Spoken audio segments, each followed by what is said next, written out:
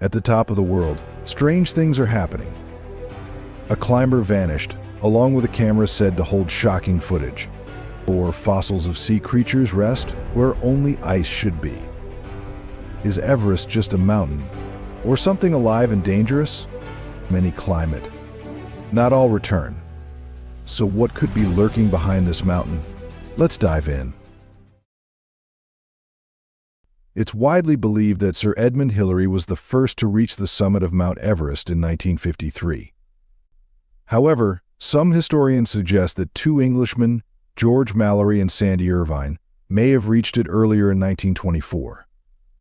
Geologist Noel Odell last saw them as small black dots, only about 100 feet from the top, moving strong and steady.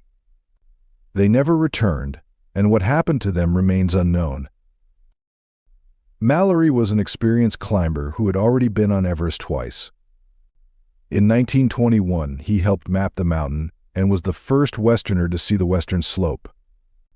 During that time, he realized that oxygen masks were essential for climbing at such altitudes. Irvine, though not a climber, was selected for his skill in maintaining the oxygen equipment. They began the climb with 5 porters and a guide. As a snowstorm approached, the guide called for them to return, but they continued. The next day, their camp was empty except for 2 sleeping bags arranged in a T shape. Mallorie's body was found in 1999, but his camera, which might have provided clues to their success, was never recovered. One possible sign they reached the summit was the absence of a photo of his wife Ruth, which Mallorie had intended to leave at the top. Do you believe Mallorie left the photo of his wife at the summit as planned, or do you think he never made it? Comment and chat with me. But what if Everest is more than just a mountain? What if the legends are true, and the mountain watches those who dare climb it? Climbers on Mount Everest have reported unusual experiences, including sightings they describe as apparitions. Pemba Dorji, a Sherpa known for claiming the fastest ascent of Everest in 2004, completing it in under 12 hours and 45 minutes, shared one such account. During his climb, he said he saw shadowy figures reaching upward, as if in need of help. He interpreted these as the spirits of climbers who had tragically lost their lives on the mountain. Others have reported sudden chills, unexplained lights, or distant, eerie sounds. These are such sensations due to extreme altitude, oxygen deprivation, and severe weather conditions, or could they suggest something more mysterious? And for those who keep climbing, they enter a zone where few survive, a place known by a chilling name. There's a region of Mount Everest that lies 8,000 meters above sea level, commonly referred to by climbers as the zone of no return. The air at this altitude is extremely thin and cannot sustain human life for long, making it difficult to breathe, even with the use of oxygen masks. It is at this height that many of the most serious challenges during a climb occur. Also known as the death zone, this area is one that only the most experienced and prepared climbers attempt to navigate. But danger on Everest isn't always about nature. Sometimes, it's about misunderstanding and tension between people. Before exploring, I have a special 10-second request for all of you listening. If you can help me in any way, just hit the notification bell and hit that subscribe button. It helps this channel so much. And if you do that, I will do everything I can to make this show even better for you. Deal? Most people climb Mount Everest hoping for a spiritual experience above the clouds. But for John Griffiths and his 2 friends, the journey took an unexpected turn. They were confronted by a group of Sherpas who believed the climbers had disrespected local customs. Sherpas, renowned for their endurance and deep connection to the mountain, took offense. Griffith misjudged the situation, which escalated when a large number of Sherpas gathered in protest. The climbers were outnumbered and felt unsafe. Support came from fellow mountaineers at Camp 2, including Melissa Arnott, a seasoned climber who had summited Everest 4 times. Recognizing the tension, she urged them to leave the area. Taking her advice, they exited the expedition and returned to safety. Yet, while climbers face conflicts on the surface, it's what echoes in the darkness that truly unnerves locals and experts alike. Those living near Mount Everest often feel uneasy at night due to a loud, sharp sound that echoes across the mountain. To some locals, it almost feels as if the mountain itself is alive, making its presence known. A veteran climber, who has summited Everest 15 times, was one of the first to report this strange nighttime phenomenon. He described seeing large chunks of ice and snow falling from high elevations, crashing into the ground with thunderous noise. The sound was so intense that it disrupted his sleep. Scientists have since explained the cause. When the sun sets and temperatures drop, glaciers begin to crack, causing ice to fall from great heights. This natural event creates loud echoes through the mountain. Experts link this to glacier instability caused by climate change. And if strange sounds weren't enough, what about footprints high in the snow that don't match any known species? In 1951, expert mountaineer Eric Shipton came across these unusual prints at an altitude of around 15,000 to 16,000 feet in the Menlung Basin. Lacking proper measuring tools, Shipton used his companion's boot to compare the size. He photographed the prints beside the boot, revealing that the footprint appeared to be about twice as wide as a typical human foot. The toes looked irregular, with the big toe positioned lower and appearing larger than expected. If the print belonged to a human, how could they have walked barefoot in such extreme cold? Scientists have since investigated the mystery of so-called Yeti footprints using DNA analysis and modern technology, but results have been inconclusive. Interestingly, fur found nearby did not match any currently known animal species.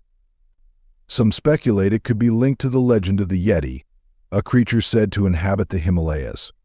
To this day, the mystery remains unsolved. Still, nothing compares to the sheer terror of one day that turned Everest into a deadly nightmare. Mountaineer Jim Davidson recalled the most harrowing day of his life during his 2015 expedition to Mount Everest. He was at Camp 1 when a massive earthquake with a magnitude of 7.8 struck the region, causing devastating damage. Tragically, it resulted in the loss of 18 lives on the mountain and thousands more across Nepal and neighboring countries. Davidson described that day as the most frightening experience he had ever faced. Trapped for 11 days, he focused on helping others affected by the disaster before eventually making it out safely. Despite the emotional toll, Davidson, then 50 years old, remained determined to reach the summit. After a year of intense training, dedicating up to 12 hours a day, he returned to Everest. His persistence paid off when he finally stood on the summit. From that high point, he sent a message to his wife, "I am standing on top of the world, the highest point on Earth." Do you think Everest is hiding something, or is it just nature being cruel? Drop your theory below, scientific or supernatural. We want to know. But even in the face of catastrophe, life finds a way, sometimes in the most unexpected forms. Wildlife isn't the first thing that comes to mind when thinking about Mount Everest. Despite the high altitude, harsh environment, climbers have discovered that some animals can survive and even thrive at incredible heights, including areas as high as 29,029 feet. One such species is the Himalayan jumping spider, whose body has adapted to withstand the mountain's severe conditions. In 1924, a British expedition encountered a rare species of grasshopper at an altitude of around 6,700 feet. It's not only small creatures that survive in these challenging environments. Larger animals like the elusive snow leopard and the Himalayan tahr, a horned mammal adapted to rocky cliffs, can be found moving across the mountain slopes. At the base, Himalayan black bears are known to live alongside Himalayan tahrs, while the rare red panda, which resembles a binturong, inhabits the lower elevations. These animals have adapted in unique ways to survive in the difficult terrain of Mount Everest. But Everest's history has shadows too. Expeditions that disappeared without a trace, buried in silence and snow. Before Sir Edmund Hillary and Tenzing Norgay reached the summit of Mount Everest in 1953, there were reports of a lesser-known Soviet expedition attempting to reach the peak from the northern route in 1952. According to some accounts, the group aimed to place portraits of Soviet leaders at the summit as a symbolic gesture of national pride. The team reportedly made it as high as 26,000 feet before disappearing without a trace. Official Soviet records did not acknowledge the expedition, leading to speculation and mystery surrounding their fate. A possible clue emerged in an article by Evi Gibbon, published in the Alpine Journal in 1953. Decades later, in 2017, a search party looking for a Slovak climber who had suffered from altitude sickness came across 4 unidentified bodies in a tent at Camp 4. No climbers were reported missing that year, prompting questions about the identity of the individuals. The Nepalese Ministry of Tourism later stated the remains likely belonged to a group from the previous year's expedition. However, the lack of official records or prior search efforts has kept the incident shrouded in uncertainty. To this day, the story of the alleged Soviet expedition remains a mystery. And even the best aren't immune. Some legends fall not from failure, but from Everest's unforgiving nature. Known as the Swiss Machine, Julius Sturk was a legendary mountaineer with a dream of climbing Mount Everest from both sides in one continuous attempt. He had already completed many challenging ascents, including Montanera, and held several speed records. Sturk was widely respected for his speed, precision, and unique climbing style. In April of 2017, he suffered a fatal fall while climbing the western route of Everest, a path he had navigated before. Some believe weather conditions or a lack of oxygen may have contributed, but the exact cause remains unknown, as his teammates were too far away to witness the incident. His passing was a significant loss to the mountaineering community. But Everest's most dangerous threat might not be storms or avalanches, but something climbers leave behind. Mount Everest, often seen as a symbol of natural beauty and adventure, faces a growing environmental issue: human waste. Each year, thousands of climbers visit the mountain, leaving behind more than just footprints. It's estimated that over 12,000 pounds of human waste are left on Everest during the climbing season. Due to the lack of proper sanitation facilities, much of this waste ends up in open pits or landfills, with some making its way down the slopes. This poses potential health and environmental risks, especially when it contaminates soil and nearby water sources. There have been concerns about the safety of drinking water at lower camps and villages near the base, where locals also face challenges in managing the growing waste problem. Without adequate infrastructure or funding, these communities are left to cope with the environmental strain caused by increased tourism. If not addressed, this issue could harm both the mountain's ecosystem and its reputation as one of the world's most iconic natural landmarks. Yet amidst the ice and waste lies something both beautiful and heartbreaking, a place where colors tell stories of loss. Images of Mount Everest often show a majestic mountain covered in glistening white snow and ice. However, beyond this well-known view lies an area informally referred to as Rainbow Valley. While its name might suggest something cheerful, it holds a somber significance. Located near the summit in the region known as the Death Zone, this area contains the remains of climbers who tragically lost their lives during past expeditions. The bright colors seen there come from the mountaineers' jackets and gear, which remain visible against the snow due to the freezing temperatures that preserve them. Rainbow Valley serves as a powerful reminder of the risks involved in high-altitude climbing. The natural beauty of Mount Everest stands in contrast with the harsh realities faced by those who attempt to reach its summit. But Everest has one final twist. What if it once lay beneath the ocean? The evidence may shock you. If this story gave you chills, hit the like button. It lets us know you're ready for more mysteries from the edge of the world. NASA reported evidence of marine fossils near the top of Mount Everest. This raised questions. How could sea life end up so high? Some believe this might relate to the biblical flood story in Genesis, while others remain skeptical about the fossil's presence. NASA provides a scientific explanation.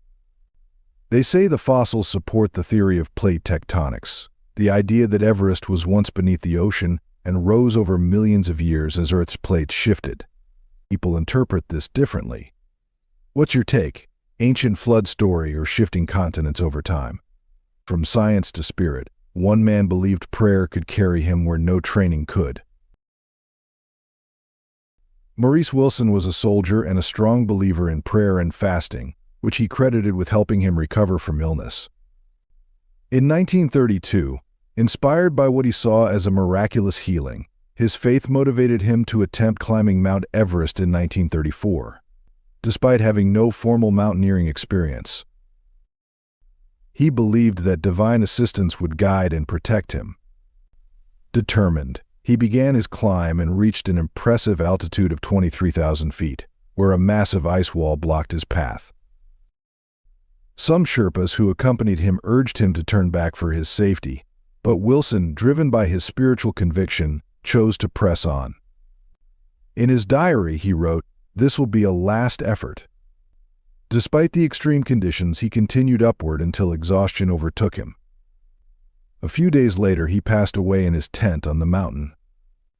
But when survival seems impossible, could something or someone be guiding climbers from beyond? Two British climbers, Dougal Haston and Doug Scott, reached the summit of Mount Everest in 1975. While this was a major achievement, they arrived late in the day and had to spend the night in what's known as the death zone, a region near the summit with extremely low oxygen and harsh conditions. Without oxygen, food, water, and with a failing heater, they dug a hole in the snow, hoping to stay warm and survive the night.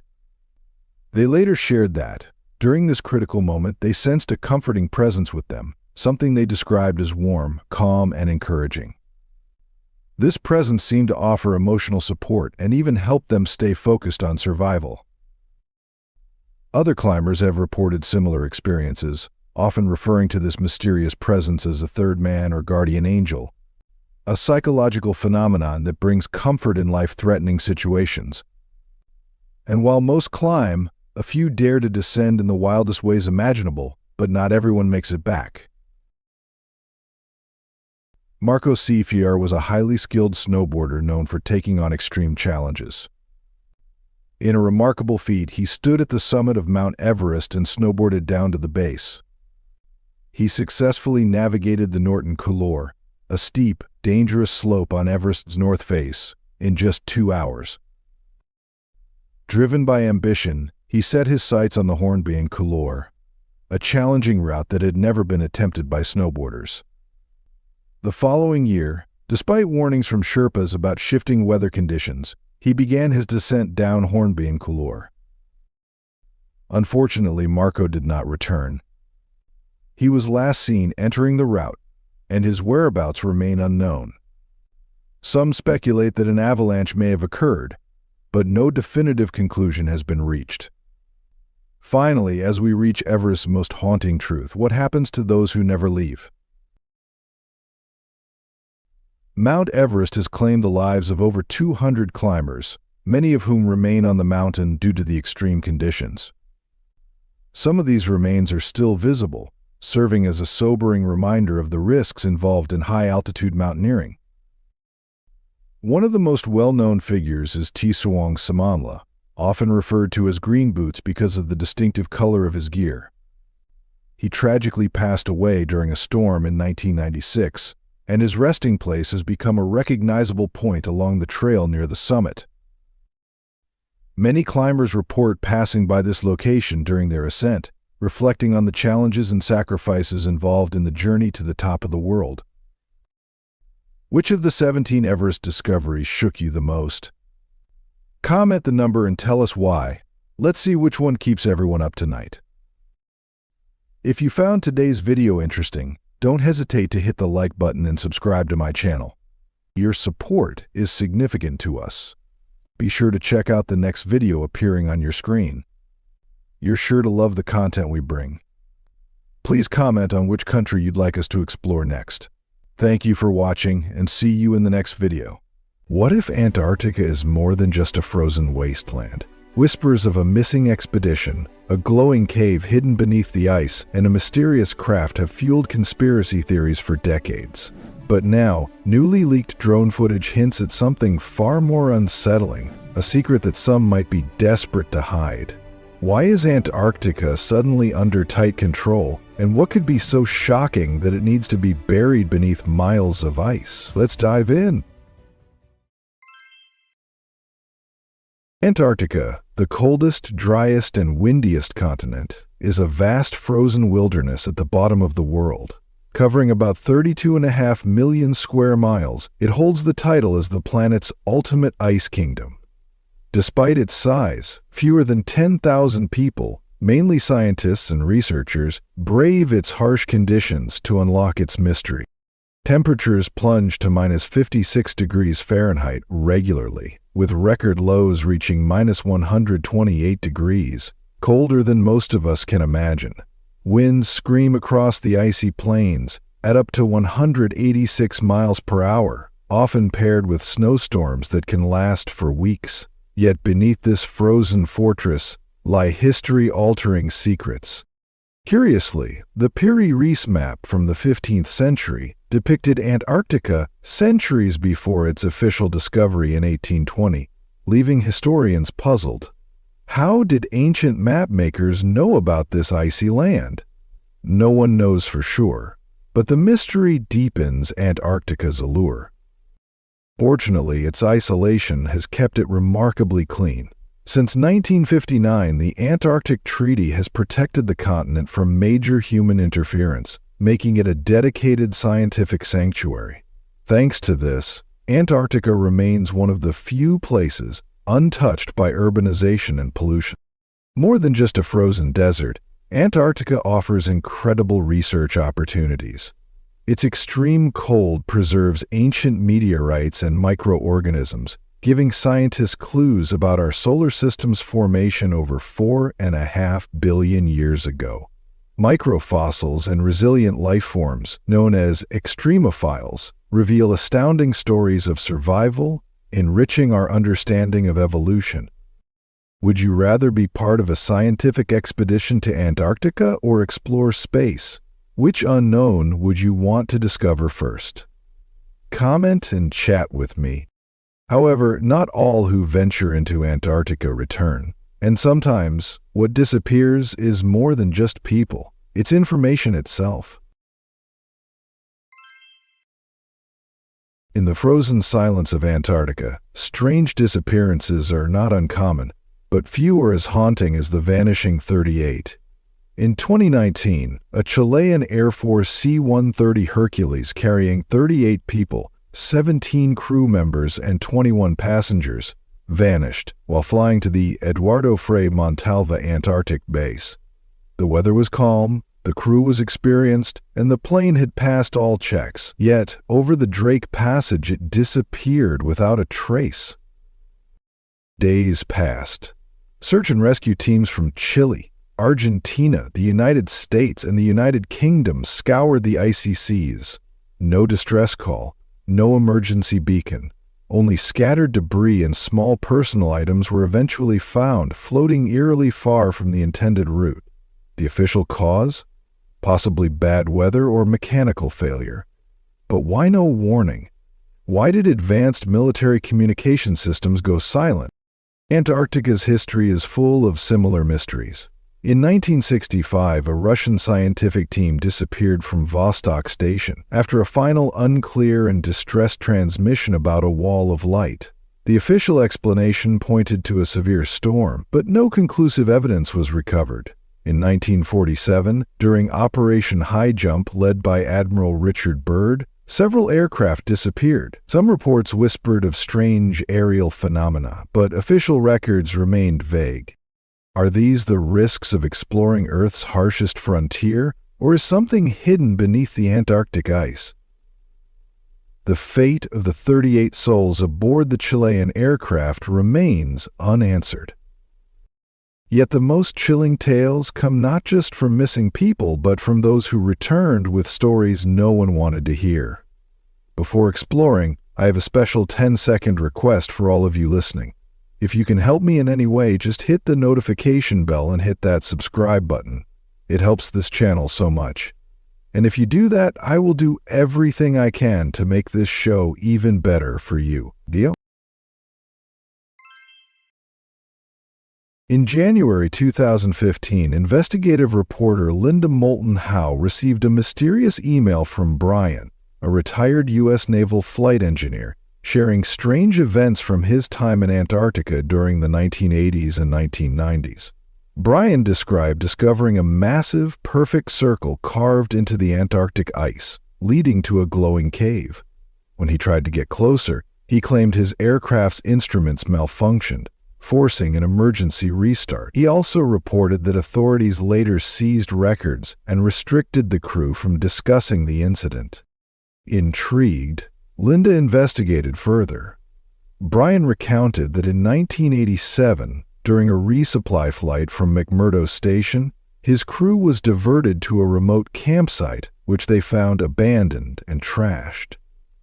Around this time, several Antarctic stations allegedly experienced disappearances, preceded by odd radio signals and unknown languages from deep beneath the ice. Brian's co-pilot reported spotting a massive, smooth, white, lozenge-shaped craft silently passing their cockpit, measuring over 100 feet in diameter. Brian said he reported the encounter, but after returning to McMurdo, officials allegedly pressured him to retract his statement. Weeks later, Brian picked up a faint distress signal, leading to another glowing circular hole in the ice. As they circled, the aircraft temporarily lost all power, but managed to return safely. Back at base, Brian sent a coded alert, after which he claimed classified teams arrived, and that he was later questioned by DARPA representatives who instructed him to stay silent. Over time, Brian connected these incidents to unsolved cases of missing scientists and abandoned research sites. Feeling responsible for withholding the story, Brian confided in Linda, who set out to uncover the truth. Together, they pieced a chilling narrative of strange disappearances, secret operations, and unexplained phenomena beneath Antarctica's frozen expanse. But Brian wasn't the only one who uncovered strange happenings. Enter Linda Moulton Howe, whose investigations would take these mysteries even deeper. Over the years, Linda Moulton Howe investigated Antarctica's mysteries, collecting testimonies from military witnesses who supported Brian's accounts. They described sightings of advanced airships, unusual radio signals, and unidentified submerged objects moving at incredible speeds across the Southern Ocean. Satellite images even suggested the existence of temporary domed installations, later removed, hinting at hidden activities beneath the ice. Linda also discovered obituaries of researchers who died under unclear circumstances and uncovered decades of undisclosed military and scientific expeditions. While Antarctica is designated as a peaceful, scientific preserve, rising geopolitical tensions and territorial disputes have raised concerns over resource competition. Despite encountering resistance from unnamed security groups, Linda's investigation has gained growing public attention. She emphasizes that understanding Antarctica's future is vital and encourages people to approach these revelations with curiosity and discernment rather than fear. Brian's encounters read like science fiction. He described silver disks defying physics with synchronized spins and mid-air rotations without wings or jets. On one mission over the Queen Maud Mountains, Brian and his crew witnessed several silver disks, each about 30 to 40 yards wide, forming a line before vanishing behind Mount Fridtjof after 15 minutes of incredible maneuvers. In his most puzzling encounter, Brian observed a large, glowing hole in the ice, smooth as if carved by unknown technology. As he neared it, his instruments malfunctioned. He also reported seeing 3 objects exiting the cave at high speed.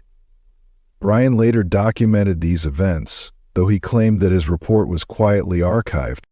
Brian later conducted solo flights and spotted a silver disk inside the glowing cave that emitted a blinding flash, disabling all his systems.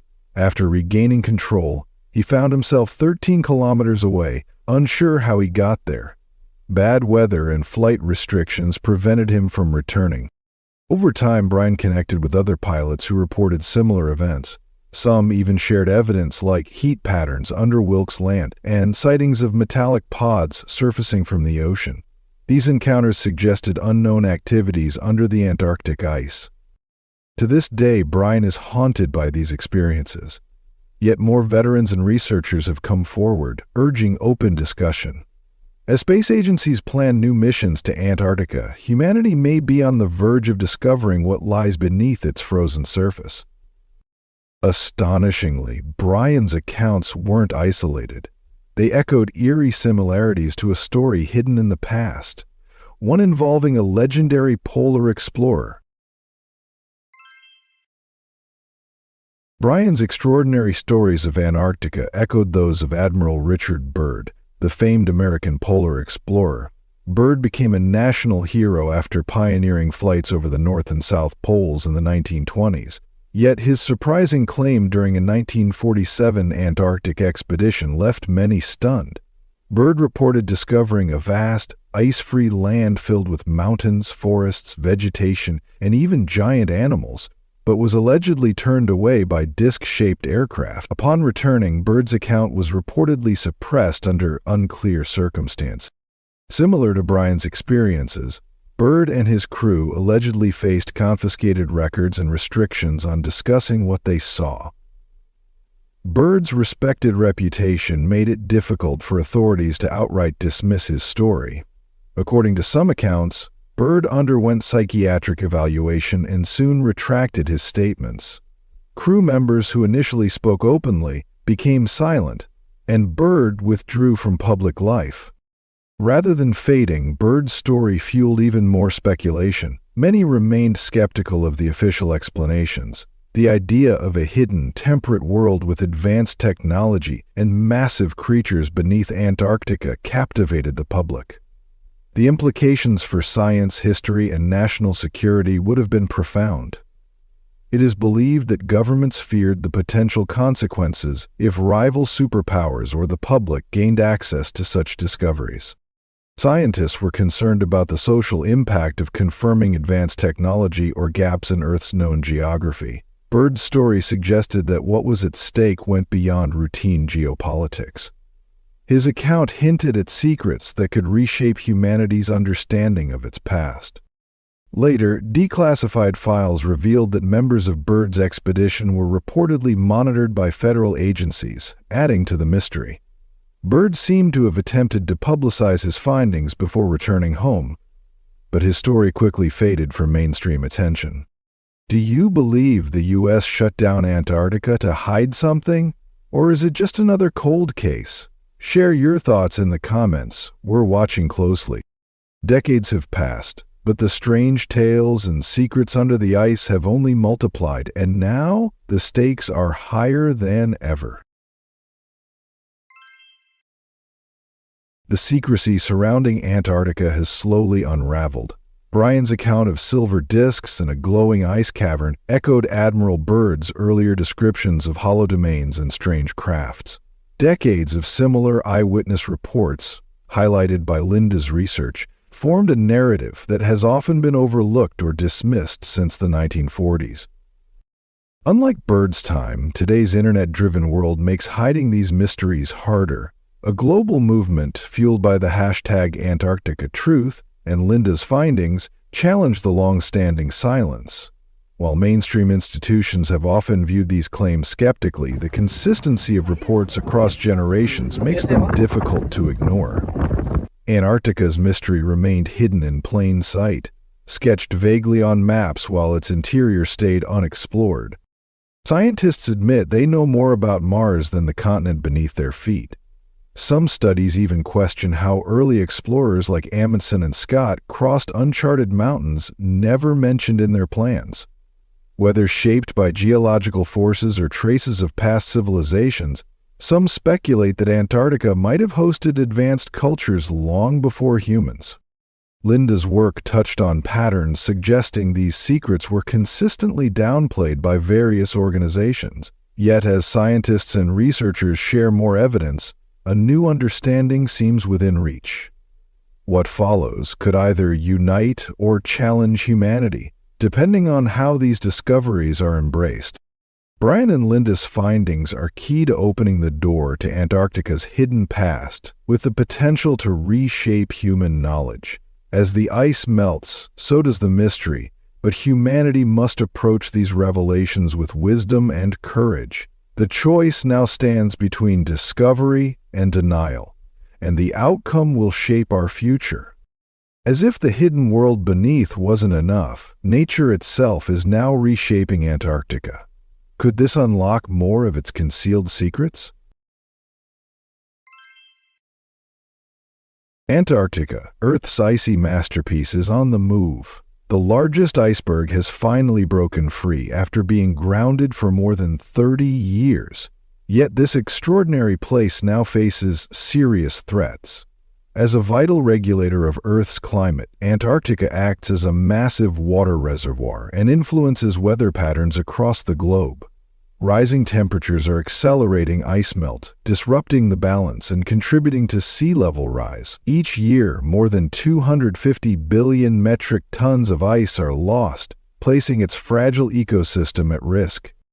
Scientists are working to safeguard this frozen wilderness by proposing protected zones, regulating fishing, and closely monitoring iconic species like penguins and whales. At the same time, nations such as Russia, China, and the United States are increasingly interested in Antarctica's natural resources, from minerals to oil. The Antarctic Treaty of 1959 was designed to preserve peace and protect the region, but growing interest in its hidden wealth raises important questions about its future. Can we balance environmental protection, scientific exploration, and global politics without sacrificing Antarctica's untamed spirit? Despite these challenges, Antarctica remains a land of wonder. Its resilient wildlife endures extreme winters, while ancient mountains and sculpted icebergs create breathtaking scenery. Electric blue ice caves, braided glaciers, and floating tabular icebergs offer a surreal landscape. Snow petrels and Antarctic terns glide silently, adding grace to this frozen expanse. Antarctica has long inspired writers, filmmakers, and explorers. From documentaries like March of the Penguins to books such as The White Darkness, its beauty and mystery have captivated the world. Modern adventurers continue to seek its unforgettable sights, including the mesmerizing southern lights that paint the night sky with vibrant ribbons of color. More than just a frozen land, Antarctica is a living, breathing archive of Earth's past and a symbol of resilience. As explorer Wally Herbert once said, "No other place on Earth evokes such deep emotions. Protecting it isn't just about preserving nature, it's about safeguarding a unique treasure that sparks awe and inspires humanity." If this story sent a chill down your spine, imagine what's coming next. Hit that like button and subscribe to unlock more hidden stories about Antarctica and beyond. But what lies below the surface may be even more shocking than the events above it. A secret landscape untouched for millions of years.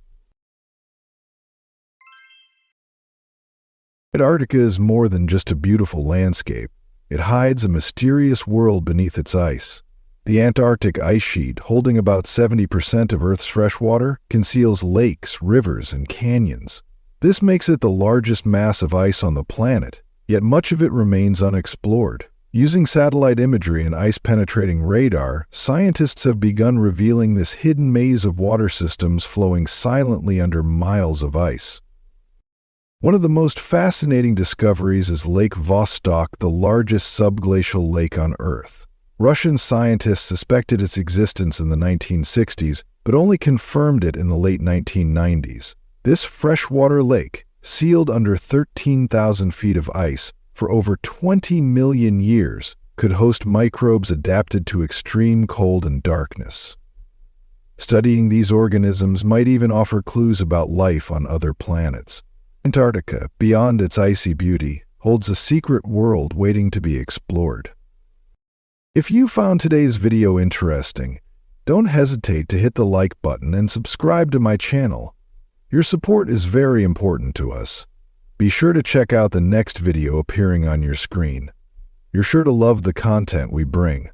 Please leave a comment about which country you'd like us to explore next. Thank you for watching, and see you in the next video.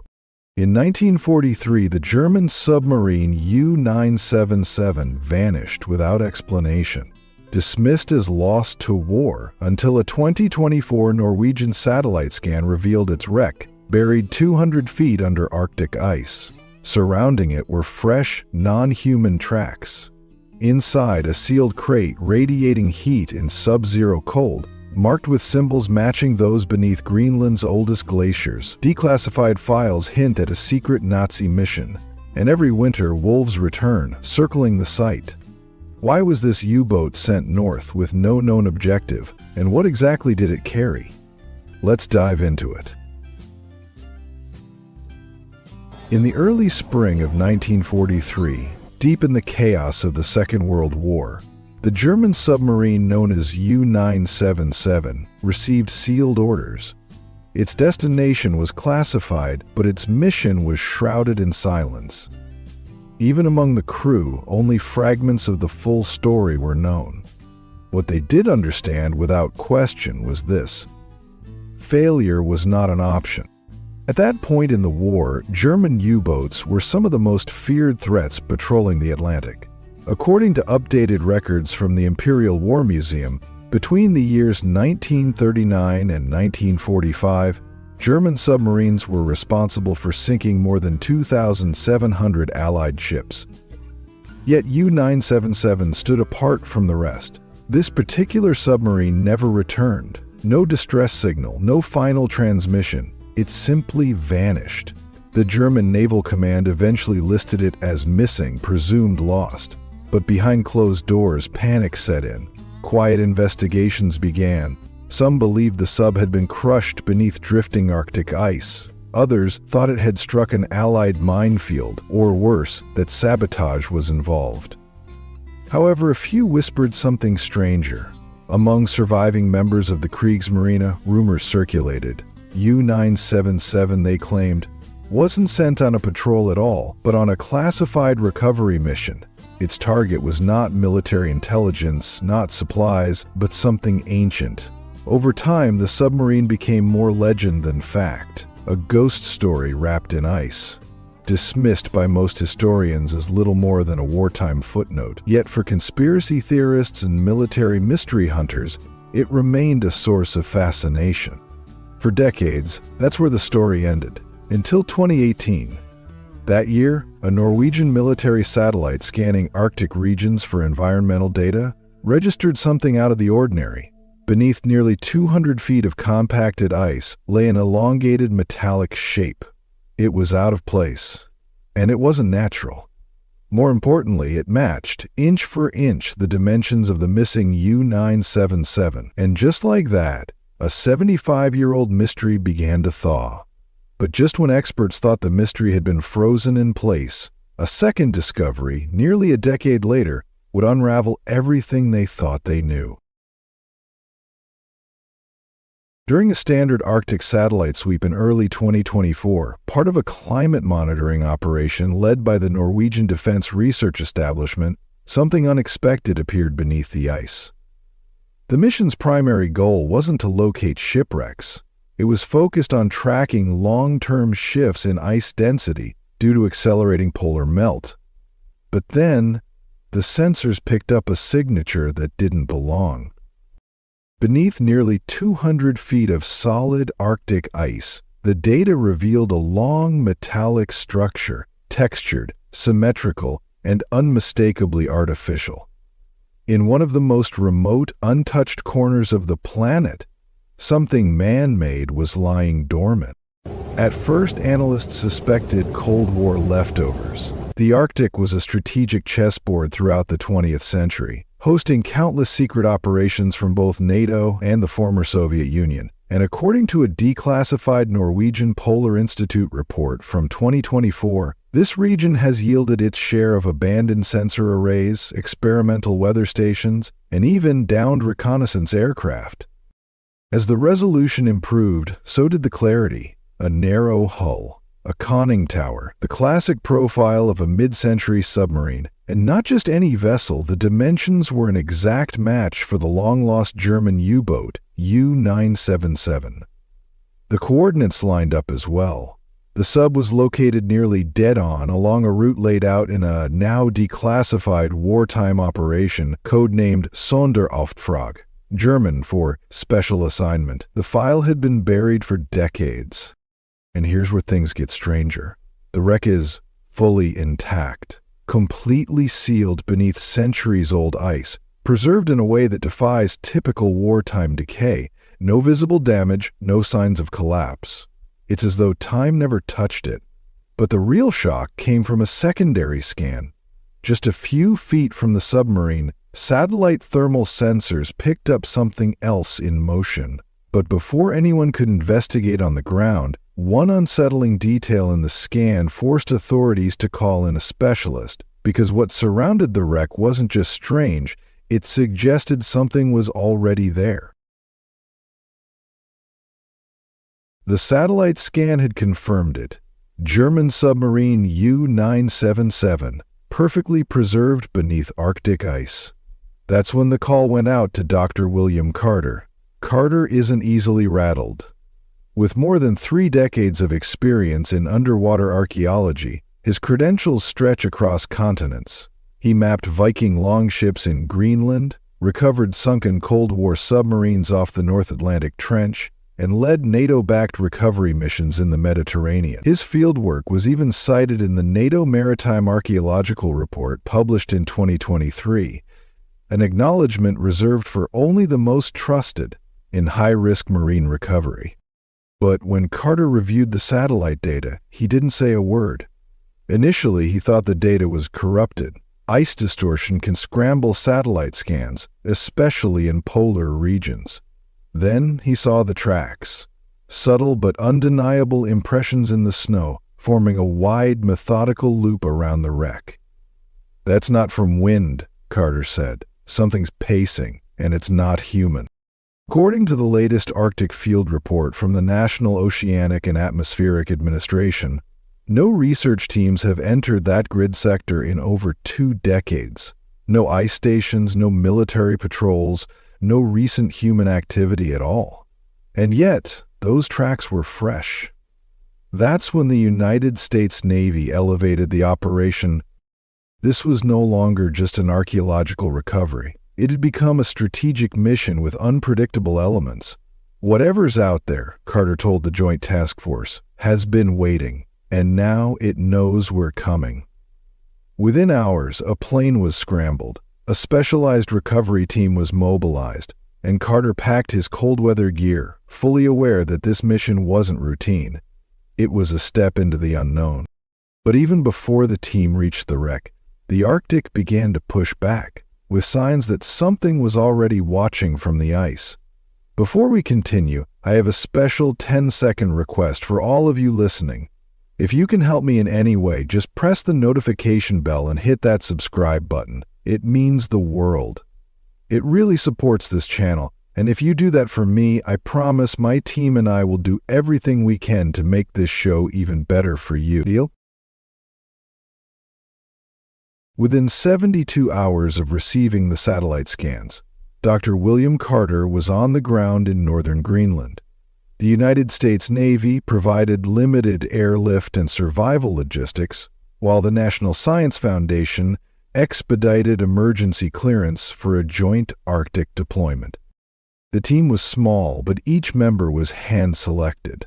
Among them, glaciologists, military historians, cold weather survival experts, and one specialist Carter insisted on bringing, Dr. Helena Brooks. An Arctic biologist with a focus on predator migration, she had tracked rare wolf populations across Siberia and cataloged apex predator behavior across polar ecosystems. Their destination lay hundreds of kilometers from the nearest operational base.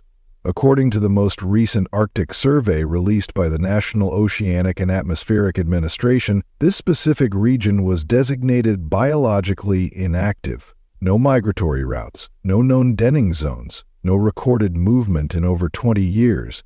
Yet, as the convoy of snow vehicles rumbled deeper into the white expanse, those classifications began to lose meaning. For 4 days, the team advanced across shifting ice fields. Winds tore across the plains, slamming the vehicles with force. Visibility fell to near zero. Temperatures plummeted to 50 degrees below 0 Celsius. Even inside their reinforced transport modules, the cold wasn't just present, it was invasive. At roughly 2 o'clock in the morning, Carter sat alone in his tent, reviewing layered satellite overlays. Then, he heard a single low howl. He stepped outside just as Dr. Helena Brooks returned from a perimeter sweep. Her expression was tight. "Something's watching us," she said. "It's wolves, but not like any I've studied." She pointed beyond a jagged ridgeline, and there, partially obscured by blowing snow, stood 5 figures, their eyes reflecting pale green against the dark. By the 4th day, the team had entered the target zone marked by satellite, ground zero. The wind had finally eased, but the silence grew heavier with every passing hour. As the convoy crested a low, snow-packed ridge, Dr. Carter signaled a full stop. He stepped out into the frozen stillness, eyes scanning the icy horizon. Breaking through the surface of the frost, partially buried under a thin sheet of translucent ice, was a curved metallic structure. It's U-977, a frozen vessel, sealed in time. The submarine's conning tower pushed slightly above the ice, its rusted shell bleeding faint brown stains into the surrounding snow. The exposed hull curved like the spine of something long dead, ancient, forgotten, and cold. But surrounding it were the tracks, massive paw prints, sharp-edged, fresh, and perfectly arced in wide circles around the wreck, just like in the satellite imagery. According to the World Wildlife Fund's Arctic Program report, gray wolves are almost never documented this far north during winter. The high ice shelf offers no prey, no shelter, and no reason to linger. But these prints weren't remnants of an old migration. These were recent.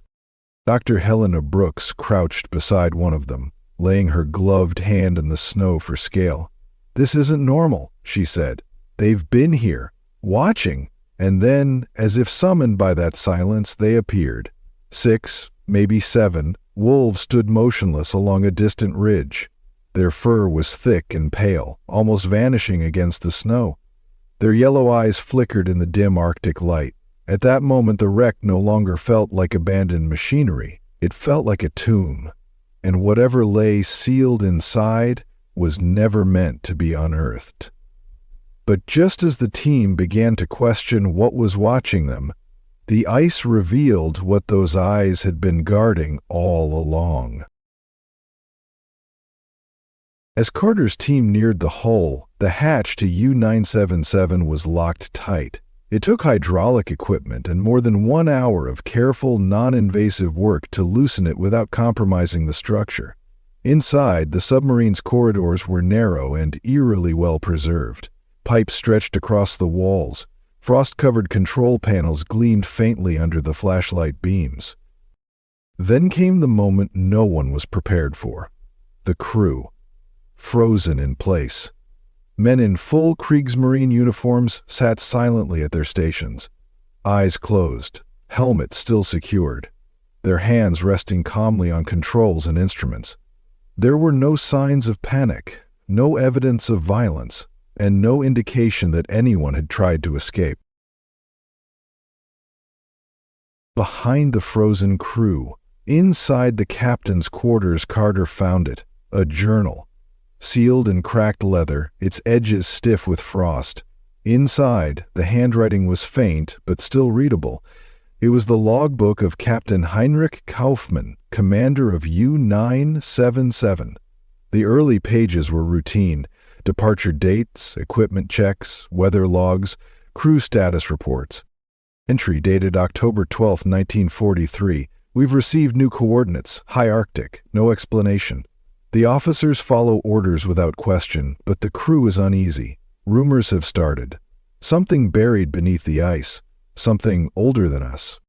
The following entries described equipment failures: intermittent radio signals, navigation systems failing without cause, compasses spinning wildly.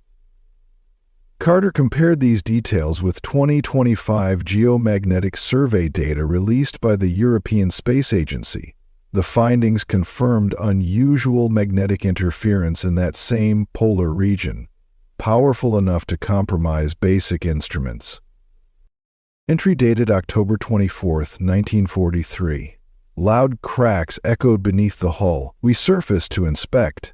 That's when we saw it. A figure. At first we assumed it was a polar bear, but it never moved. Then came the first disappearance. Schmidt exited the vessel during the night, said he heard something outside. We found his tracks in the snow. They ended beside a much larger footprint. He was gone. October 31, 1943. The crew is quiet. They won't speak about the sounds we hear at night. I've ordered the hatch sealed. No one enters and no one leaves. At the bottom of the page, one final line was scribbled across the margin. We are no longer alone. Carter turned to the very last page. It held only a single sentence. No date, no name. They are already here. Dr. Helena Brooks, an Arctic predator specialist with years of field experience, had never seen anything like this. Not in research, not in satellite data, and not in any field work across the polar regions. She scanned the ground near the wreck and deployed a portable ground-penetrating radar unit, standard gear for studying compacted ice layers. As the scans came in, the results were wolf tracks perfectly layered in the ice. Looping patterns, circular paths, tracks that had been imprinted again and again over decades, each winter, each thaw, each freeze. The team consulted the Global Environmental Ice Sheet Survey, known as GEIS. According to their findings, Central Arctic ice can retain surface-level marks, footprints, structural cracks, and snow compressions for over 70 years with near-perfect accuracy. These wolves had been walking the same path, around the submarine, in the same formation. But while Carter uncovered the captain's final warnings, Helena was uncovering something just as unsettling. Evidence that the submarine had been under watch for over 70 years. At first light, Carter and the team returned to the wreck. Their next target, the rear cargo hold. Given the secrecy surrounding the mission, they had no expectations, only questions. The hatch was sealed tight, reinforced with heavy bolts far thicker than anything used on standard German submarines during the Second World War. It took nearly 2 hours to break through. Most of the crates were predictable: military rations, basic equipment, and fuel containers frozen solid. But at the far end, one object stood out. A large rectangular container. No stenciling, no serial numbers, no German markings. Its surface was carved with deep-set symbols, repeating, angular and unfamiliar. Not Latin, not Cyrillic, not Norse, not anything in recorded linguistic databases. Dr. Helena Brooks approached, clearing a layer of frost with one gloved hand. Then she stopped. "It's warm," she said quietly. In ambient temperatures below 40 degrees Celsius, any exposed material should freeze within minutes. A report from the International Cryoscience Institute confirmed that even military-grade alloys lose all thermal signature under such conditions. But this crate was different. It gave off a consistent, low-level heat, not enough to melt the ice, but enough to suggest internal energy. The composition showed non-ferrous metals not found in any known World War II military equipment. No warhead, no battery, no structural alloy came close. What do you think they found inside that crate? Something ancient? Something dangerous? Let us know in the comments.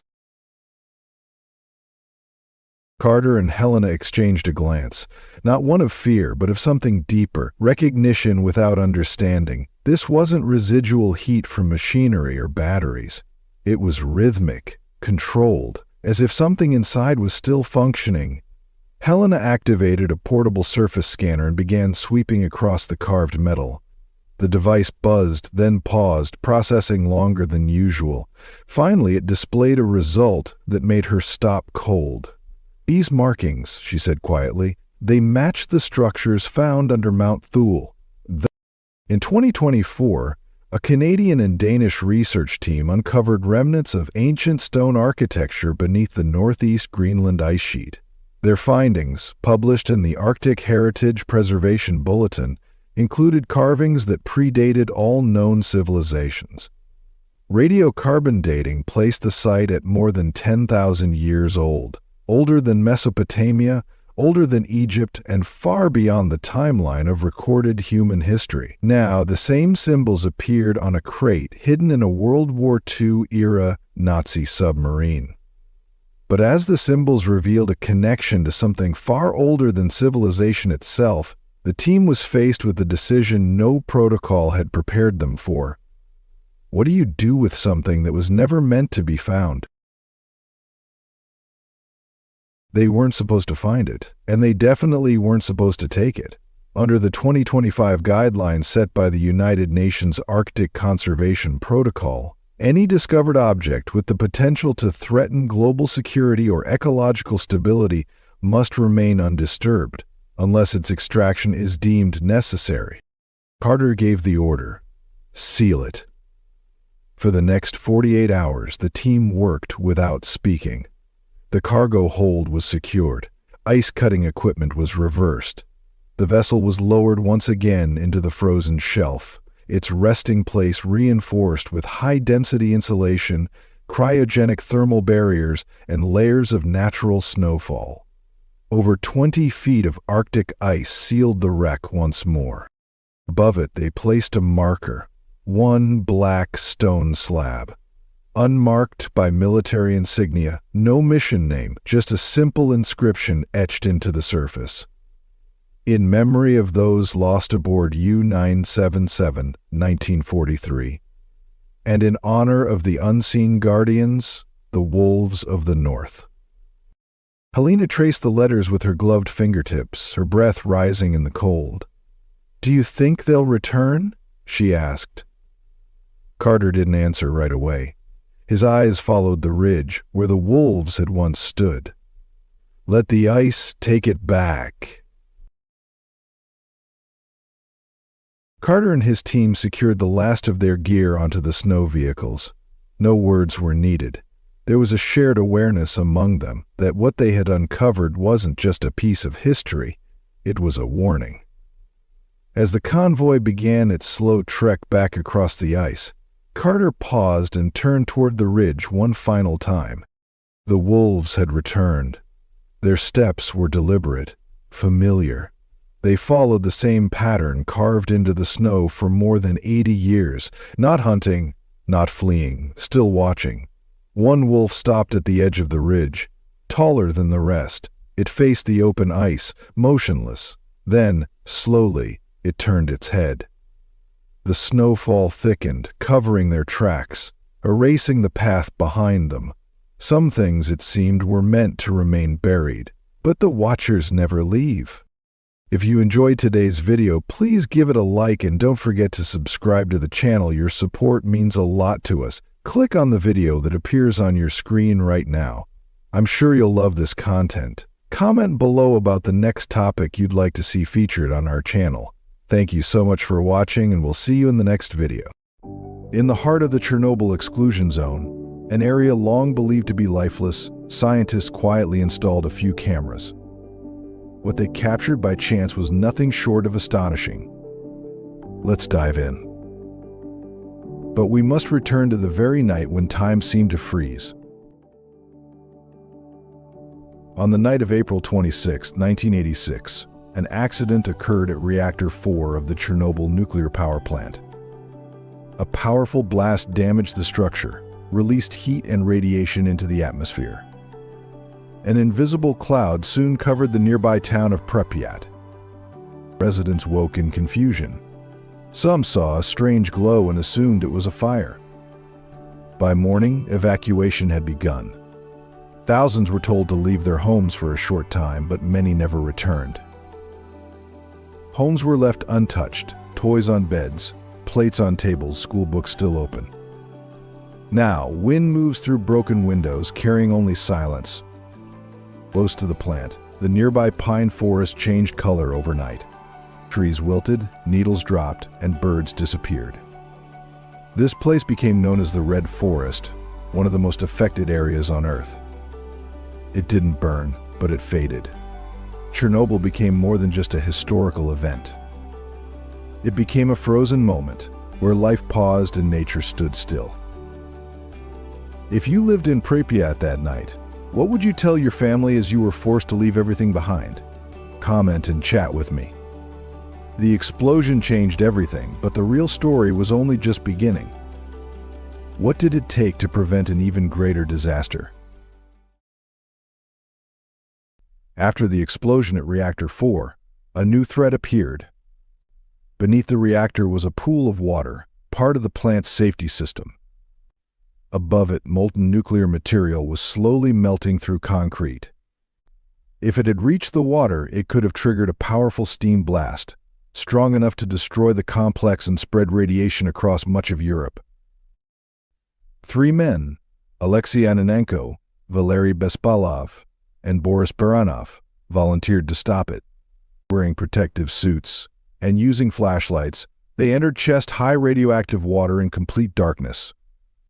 They located the release valves and drained the water, and their actions likely prevented a far greater catastrophe. For years, many believed they did not survive the mission. But Ananenko and Bespalov lived for decades. Baranov passed away in 2005, reportedly not due to radiation. In the months that followed, more than 600,000 people, known as the Chernobyl liquidators, were deployed. They included firefighters, soldiers, miners, medics, engineers, and civilians. Their task was to stabilize the site, clear hazardous debris, and build a shield around the damaged reactor. They faced extreme conditions, often with limited protection. Many used basic tools like shovels. Some had to rely on their hands. While many experienced health effects, their work was vital. According to the United Nations Scientific Committee, their efforts significantly reduced long-term radiation exposure across Europe. Just when it seemed the human chapter had closed, something unexpected began to stir in the silence. What did hidden cameras deep within the exclusion zone reveal? Something no one could have predicted.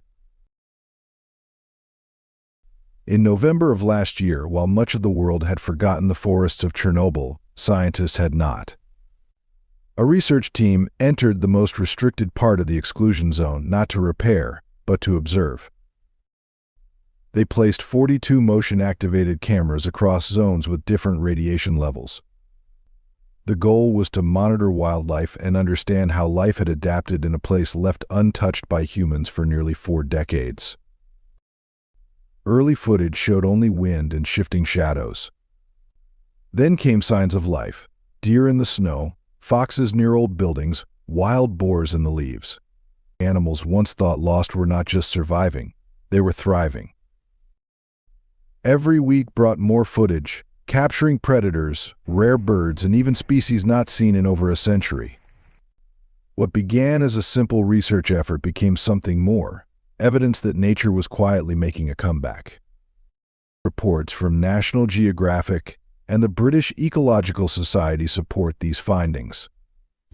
The camera data is now vital to understanding how ecosystems respond when human presence is removed. No one expected such a revival. But deep in the quiet forests of Chernobyl, the cameras are still rolling. and the story is only just beginning. At first, only shadows appeared on the screens. But soon, something extraordinary crept into frame. Was life truly returning to the dead zone? Before exploring, I have a special 10-second request for all of you listening. If you can help me in any way, just hit the notification bell and hit that subscribe button. It helps this channel so much. And if you do that, I will do everything I can to make this show even better for you. Deal? It began with a shadow, then a snout nudging through leaves, a wild boar digging near a broken fence. Soon, cameras captured more, foxes weaving between buildings, deer under street lamps, and wolves roaming freely. One image showed paw prints, small and large, evidence of cubs born in the ruins of a nuclear disaster. According to data from scientific reports and the Chernobyl Biosphere Reserve, cameras recorded over 10 mammal species and at least 5 bird types, including some not seen in decades. The gray wolf population wasn't just stable, it was thriving. Researchers from the University of Georgia and the Tree Project were surprised. They expected decline or illness, but instead found strong wildlife activity, even in high radiation zones. Chernobyl is becoming a refuge for wildlife, said Dr. James Beasley. With humans gone, nature was returning. Eyes glowed in the dark, antlers caught the morning dew, insects buzzed, and life quietly began again behind the warning signs and wire. But the most surprising appearances were still to come. Creatures long thought lost were about to return to the spotlight. What happens when extinction is reversed in a place once abandoned by life itself? Under the moonlit forest, a camera captured a rare sight. A European lynx, once thought extinct in the region, walking confidently through the Chernobyl woods. Its silent steps and alert ears revealed a predator reclaiming its place. Weeks later, another camera spotted a brown bear, massive and slow, foraging through the abandoned forest, its first confirmed return to the area in over a century. According to researchers, Chernobyl's stillness, once marked by absence, now echoed with life. Black storks, sensitive to human presence, have also been seen nesting there, thriving in the quiet. Ironically, the very event that cleared the land has created a haven for wildlife. These animals didn't just survive Chernobyl, they came back. Seeing these animals was one thing. But then, researchers noticed something even more astonishing. Had the laws of evolution changed inside the zone? The wolves of Chernobyl are unlike others. They roam through areas exposed to radiation, rest near abandoned structures, and hunt in zones marked by caution signs. Since 2014, Princeton researchers have studied these wolves, surprised to find their population much larger than in nearby unaffected areas. Blood tests revealed DNA changes linked to stronger immune responses and potential resistance to certain diseases. Lead researcher Dr. Kara Love described it as evolution in fast forward. The wolves weren't just surviving, they were adapting. Chernobyl has become a unique place to study evolution in action. Birds, rodents, and insects also showed genetic changes, some neutral, some possibly beneficial. While radiation still affects many species and some areas remain hazardous, nature appears to be adapting in unexpected ways. Animals were adapting, yes, but what about the land itself? Could a radioactive forest be reborn? During the Soviet era, pine trees were planted in neat rows around Chernobyl for timber and land management. After the 1986 nuclear incident, radiation affected many trees near the reactor, turning them orange and giving the red forest its name. The surrounding forest remained largely undisturbed. Over time, nature reclaimed the space. Birch, oak, aspen, and maple began to grow among the pines. Ferns, moss, and fungi spread across the forest floor. With no human interference, the land reshaped itself. Today, much of the area is a wild, self-sustaining forest. A 2021 study found it is more biodiverse than before, supporting a wider range of animals and acting as a carbon sink. Even areas with elevated radiation levels now show strong vegetation growth. Satellite images reveal significant forest expansion over the past 30 years. Walking there feels like entering an ancient, untouched world, full of tangled trees, filtered light, and wildlife. What started as a tragedy has become a powerful example of nature's resilience. As trees returned, so did rivers. But beneath their still waters, an invisible process was quietly connecting everything. What role did the rivers play in this web of life? In Chernobyl, even the rivers play a role in nature's renewal. Once feared for carrying radiation, they now support a hidden web of life. Beneath a calm surface, the remains of fish help fuel this ecosystem. When fish reach the end of their life cycle, they become nourishment for animals both in the water and on land. A 2020 study by the Royal Society of Biology found that otters, American mink, and foxes often feed on these fish. As they move, feed, and nest, they carry nutrients into the soil, linking rivers and forests. This process, known as aquatic to terrestrial nutrient transfer, helps entire ecosystems flourish without human involvement. Otters glide through quiet canals, mink explore stream edges, and foxes visit at night. Each animal helps connect land and water. Researchers from the University of South Carolina and the Ukrainian Institute of Hydrobiology confirm that this nutrient flow supports growing plant and wildlife populations in the area. Even insects and birds benefit. A single fish can nourish dozens of organisms, first in the river, then in the forest. In a place once known for isolation, life now thrives through connection. The rivers feed the land. The land shelters the animals. The animals link it all. In Chernobyl, everything is part of a larger, living system. If this story surprised you as much as it surprised the scientists, give this video a like. It helps more people discover these hidden truths. But before we celebrate nature's comeback, there's a silent force that still lurks beneath the surface. What dangers remain beneath the beauty? As wildlife returns and forests grow, radiation remains, a quiet, invisible presence. With advanced tools like drones, LiDAR, and gamma spectrometers, scientists can now map radiation in the exclusion zone more accurately than ever. They discovered active hotspots, especially in the Red Forest, considered one of the most affected areas on Earth. Some zones can deliver a year's typical human exposure in just a few hours.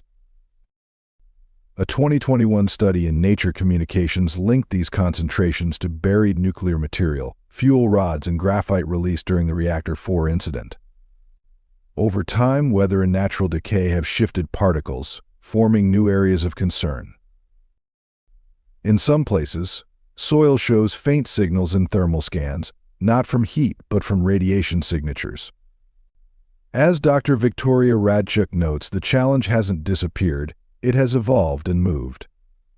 Certain elements like cesium-137 and strontium-90 have half-lives of about 30 years. Others, such as plutonium-239, can persist for up to 24,000 years. This means parts of the zone will require long-term monitoring. Even as nature rebounds, these lasting traces remain. Chernobyl represents a powerful contrast between regrowth and resilience, and the quiet legacy of its past. Though it appears peaceful, the landscape still holds echoes of history. Even with these risks, the world began looking back at Chernobyl once again. But what triggered this sudden surge of interest? For years, Chernobyl faded from public attention, visited mostly by scientists and historians. But in 2019, the HBO series Chernobyl brought it back into focus. Starring Jared Harris as Valery Legasov, the show offered an emotional retelling of the events and their aftermath. The series won 10 Emmy Awards and renewed global interest in Chernobyl. Tourism rose by nearly 40% that year, with people from around the world visiting the exclusion zone.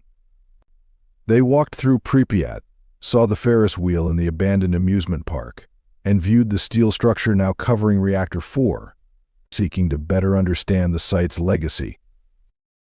What many found unexpected was the contrast. Amid the remains, wildlife returned, forests grew, and quietness took over. People came to witness history, but also discovered signs of renewal. Journalists, filmmakers, and content creators followed, turning research into compelling stories. The renewed spotlight helped bring awareness to Chernobyl's ongoing environmental and human impact. In the end, storytelling helped reintroduce Chernobyl to the world, showing a place where history, recovery, and resilience exist side by side. Behind all the headlines and haunting images, something deeper was unfolding. What does Chernobyl truly teach us about life and survival? Radiation hasn't disappeared. It still lingers in the soil, trees, and buildings of Chernobyl. But humans left, almost overnight. Factories closed, cars vanished, and the land was left undisturbed for the first time in generations. At first, scientists believed life could not return. The radiation seemed too strong. But without roads, hunting, or noise, nature slowly began to recover. Birds nested on rooftops. Wolves came back, and plants pushed through the pavement. Rivers cleared. Forests thickened. The food chain rebuilt itself, step by step, without human interference. This shift has led scientists and ecologists to rethink long-held ideas. As reported by Scientific American and the UN Environment Program, Chernobyl has become a real-world example of how nature responds when people step away. Radiation still poses risks. Some species are affected, others may not return. But with less human impact, no industry, no pollution, nature has found space to renew. Chernobyl is now more than a historical site. It stands as a symbol of ecological resilience, quietly reminding us, with time and space, nature can restore itself. If you could place a hidden camera anywhere on Earth, just like the ones used in Chernobyl, where would you put it and what would you hope to see? If you found today's video interesting, don't hesitate to hit the like button and subscribe to my channel. Your support is very important to us. Be sure to check out the next video appearing on your screen. You're sure to love the content we bring. Please leave a comment about which country you'd like us to explore next. Thank you for watching, and see you in the next video. Thanks for being with us. Leave a comment, like to show your support, and remember to hit that subscribe button for more exciting videos. See you next time.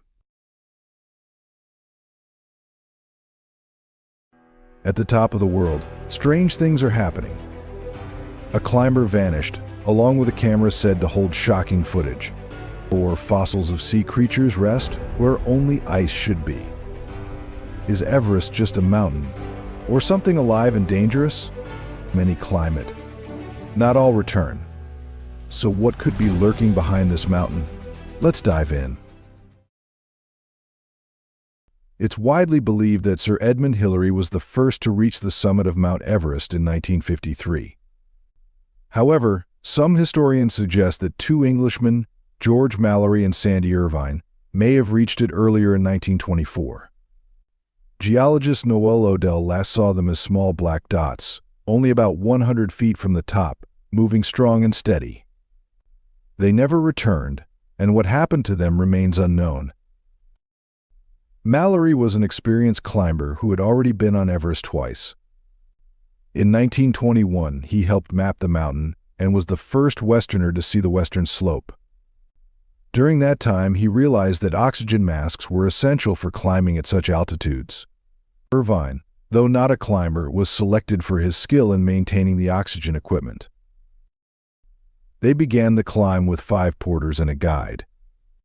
As a snowstorm approached, the guide called for them to return, but they continued.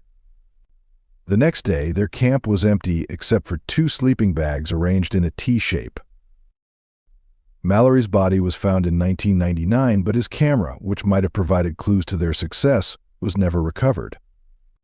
One possible sign they reached the summit was the absence of a photo of his wife Ruth, which Mallorie had intended to leave at the top. Do you believe Mallorie left the photo of his wife at the summit as planned, or do you think he never made it? Comment and chat with me. But what if Everest is more than just a mountain? What if the legends are true, and the mountain watches those who dare climb it? Climbers on Mount Everest have reported unusual experiences, including sightings they describe as apparitions. Pemba Dorji, a Sherpa known for claiming the fastest ascent of Everest in 2004, completing it in under 12 hours and 45 minutes, shared one such account. During his climb, he said he saw shadowy figures reaching upward, as if in need of help.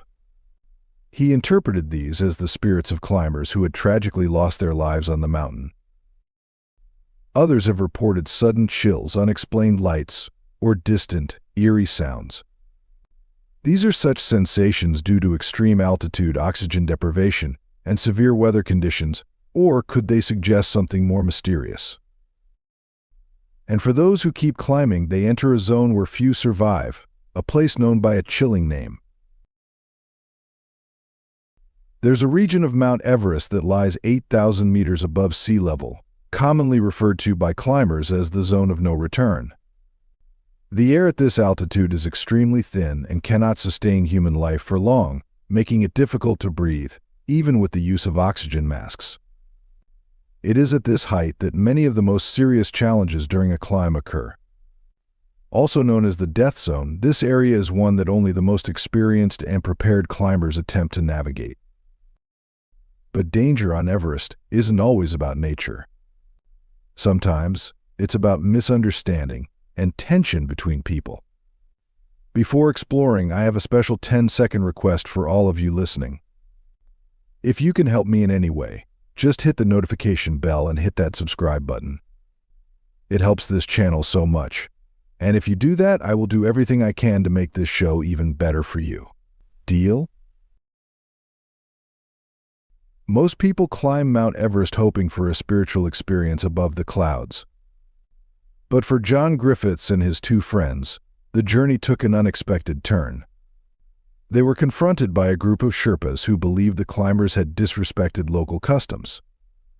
Sherpas, renowned for their endurance and deep connection to the mountain, took offense. Griffith misjudged the situation, which escalated when a large number of Sherpas gathered in protest.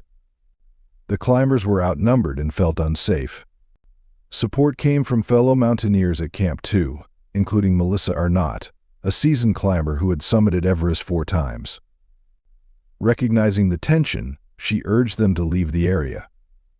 Taking her advice, they exited the expedition and returned to safety. Yet, while climbers face conflicts on the surface, it's what echoes in the darkness that truly unnerves locals and experts alike.